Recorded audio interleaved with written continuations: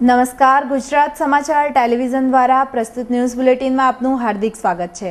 શ્રદ્ધા, ભક્તિ અને ઉમંગના સમન્વય સાથે ઉત્સવોનો લોકોત્સવ બની રહેલી આ 134મી રથયાત્રામાં ભગવાન જગન્નાથજી, ભાઈ બલરામ અને બહેન સુભદ્રાજી રથમાં સવાર થઈ પારંપરિક રીતે સવારે જમાલપુર મંદિરથી નીકળી પોતાના મોસાળ સરસપુર જવા નીકળ્યા હતા।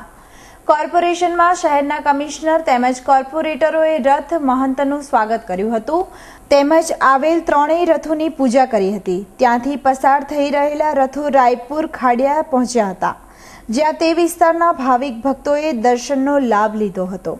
ભગવાન જગન્નાથ પોતાના મોસાળ સરસપુરમાં હજારોની સંખ્યામાં ભાવિક ભક્તો સાથે પહોંચ્યા હતા, જ્યાં મોસાળમાં ભક્તોએ સરસપુરના તમામ પોળમાં જમણવાર કરાવ્યો હતો।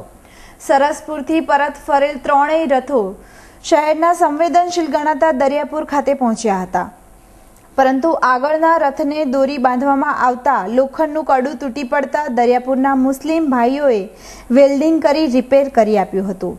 આવા પ્રેમભાવ સાથે દરિયાપુરથી રથો પસાર થઈ શાહપુર ખાતે પહોંચ્યા હતા, જ્યાં શાહપુર વિસ્તારના મુસ્લિમ આગેવાનોએ શાંતિના પ્રતીક કબૂતરો ઉડાવ્યા હતા તેમજ મહંતશ્રીનું સ્વાગત કર્યું હતું।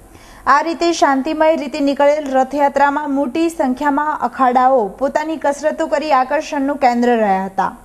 તેમાંય ખાસ ભજન મંડળીઓ જુદા જુદા ભગવાનના ટેન્ટુ સાથે નાચગાનમાં તલ્લીન રહ્યા હતા।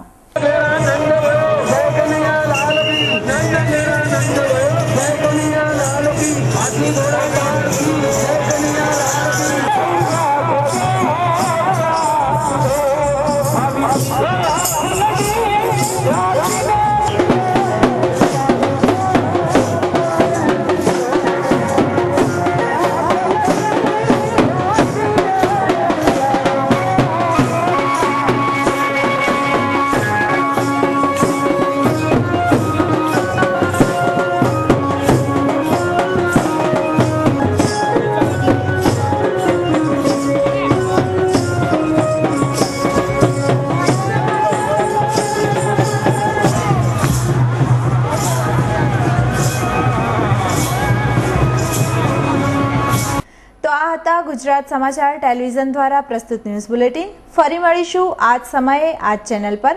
ત્યાં સુધી રજા આપો। નમસ્કાર।